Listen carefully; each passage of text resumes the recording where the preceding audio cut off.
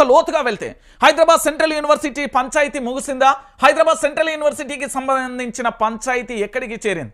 అసలు Hyderabad central university ఏమంటుంది? Hyderabad central యూనివర్సిటీకి సంబంధించిన భూములు ఆగిపోయాయా?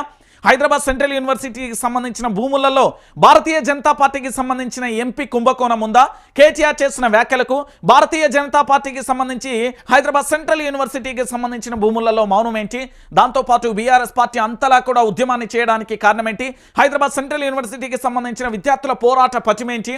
దాంతోపాటు సుప్రీంకోర్టు స్టే విధించడం, హైకోర్టు స్టే విధించడం, ప్రభుత్వానికి సంబంధించిన సీఎస్తో పాటు చాలామంది పరుగో అంటూ ఢిల్లీకి పరిగెత్తిన తీరు, దీనికి సంబంధించిన ఈ దేశానికి సంబంధించిన ప్రధాని నరేంద్ర మోడీ స్పందించారని.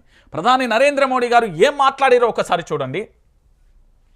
తెలంగాణలో ఉన్న భారతీయ జనతా పార్టీ నేతలు మాట్లాడలే, మౌనమే అంగీకార సూచిక, మేమేమీ మాట్లాడం, ఎందుకంటే మేము పూర్తి స్థాయిలో రేవంత్ రెడ్డి మేమంతా కూడా ఒకటే.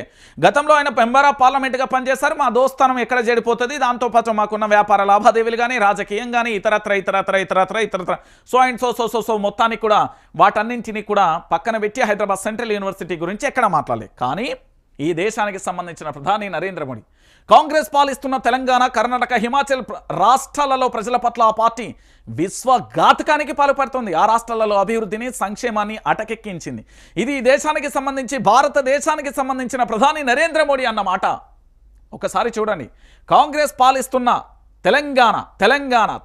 తెలంగాణ రాష్ట్రంలో చూడుర్రి, తెలంగాణలో అడవులపైకి బుల్డోజర్లు, వన్యప్రాణుల ప్రమాదంలో పడేయడం, పర్యావరణ విధ్వంసమే కాంగ్రెస్ శైలి. కంచగచ్చిబౌలి భూముల వివాదంపై పరోక్షంగా ప్రధాని నరేంద్ర మోడీ ఆరోపణలు. ముస్లింలపైన మీకంత ప్రేమ ఉంటే కాంగ్రెస్ పార్టీ అధ్యక్షుని చేయండి. వక్స్ చట్టంలో పేద ముస్లింలకు లబ్ధి. 2013 నాటి యూపీఏ చట్టంతో భూమాఫియాకే లాభమని కూడా పూర్తి స్థాయిలో స్పష్టీకరణ.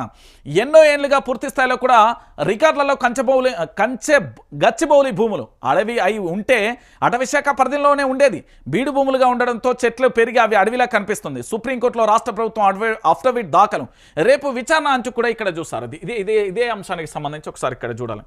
హెచ్ఈసీపై సర్కార్ కౌంటర్, సుప్రీంకోర్టులో కౌంటర్ దాఖలు చేసిన తెలంగాణ ప్రభుత్వం రేపు గచ్చిబౌలి భూములపై సుప్రీంకోర్టులో విచారణ.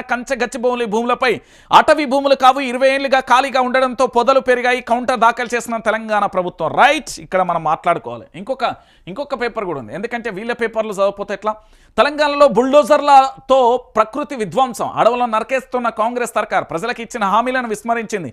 రేవంత్ సర్కార్పై ప్రధాని నరేంద్ర మోడీ విమర్శలు. ఇక కాంగ్రెస్ పార్టీ ఆయన మాట్లాడుతాండి, ఈయన పేరు ఏమో ఉంటుందయ్యా, కిరణో ఏమో ఉంటుంది, శ్యామల కిరణ్ అంటారు.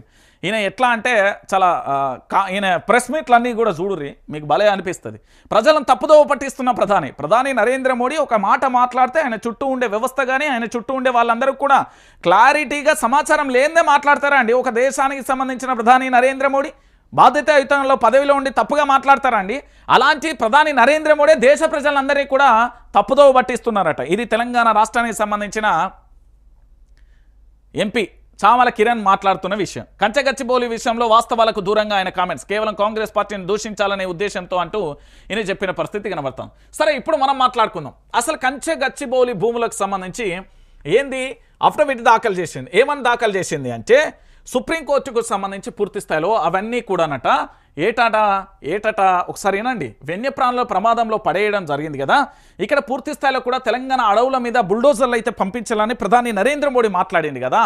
హైదరాబాద్ సెంట్రల్ యూనివర్సిటీకి సంబంధించి ఒకసారి ఈ రాష్ట్రానికి సంబంధించిన కాంగ్రెస్ ప్రభుత్వం, ఈ రాష్ట్రానికి సంబంధించిన అటవీ శాఖ అధికారులు, ఈ రాష్ట్రానికి సంబంధించిన అధికారులందరూ కూడా మేల్కొని మాట్లాడాల్సిన విషయం ఒకటి ఉంది.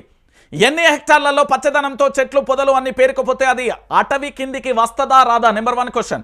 దాంతోపాటు హైదరాబాద్ సెంట్రల్ యూనివర్సిటీకి సంబంధించి సుప్రీంకోర్టు ఎందుకు స్టే ఇచ్చింది, హైకోర్టు ఎందుకు స్టే ఇచ్చింది? నెంబర్ 2. నెంబర్ 3, ఈ తెలంగాణ రాష్ట్రానికి సంబంధించి 1973లో ఆనాటి ప్రధాని పూర్తి స్థాయిలో 2300 ఎకరాలకు సంబంధించి హైదరాబాద్ సెంట్రల్ యూనివర్సిటీకి సంబంధించి ఆ పార్లమెంట్లో బిల్లు చేసి మరీ కూడా భూములను అప్పచెప్పింది కదా. అప్పటి మీ కుట్రలు కుతంత్రాలతో కొన్నింటిని రెవెన్యూ రికార్డులలో లేకుండా చేశారనేది వాస్తవం కదా. కదా. ఇక నెంబర్ 4, దాంతోపాటు హైదరాబాద్ సెంట్రల్ యూనివర్సిటీకి సంబంధించిన విద్యార్థులు ఎందుకు పోరాటం చేసినట్టు, అక్కడ ఉండే ప్రొఫెసర్లు ఎందుకు పోరాటం చేసినట్టు, దాంతోపాటు హైదరాబాద్ సెంట్రల్ యూనివర్సిటీకి సంబంధించిన భూములు కాకుండా పూర్తి స్థాయిలో గోపనపల్లికి సంబంధించినలో ప్రత్యామ్నాయంగా అలనాటి ప్రభుత్వానికి 300 ఎకరాల పైచిలకు ఎందుకు ఇచ్చిర్రు అంటే హైదరాబాద్ సెంట్రల్ యూనివర్సిటీ భూములు అనే విషయాన్ని మర్చిపోవద్దు. ఇక పూర్తి స్థాయిలో ఏంటి అంటే తెలంగాణ రాష్ట్రానికి సంబంధించిన సిఎస్ శాంతికుమారి గారు పూర్తి స్థాయిలో పరుగో అంటూ ఢిల్లీకి వెళ్ళారు. ఢిల్లీకి సంబంధించి పూర్తి స్థాయిలో న్యాయ సలహా తీసుకున్నారు.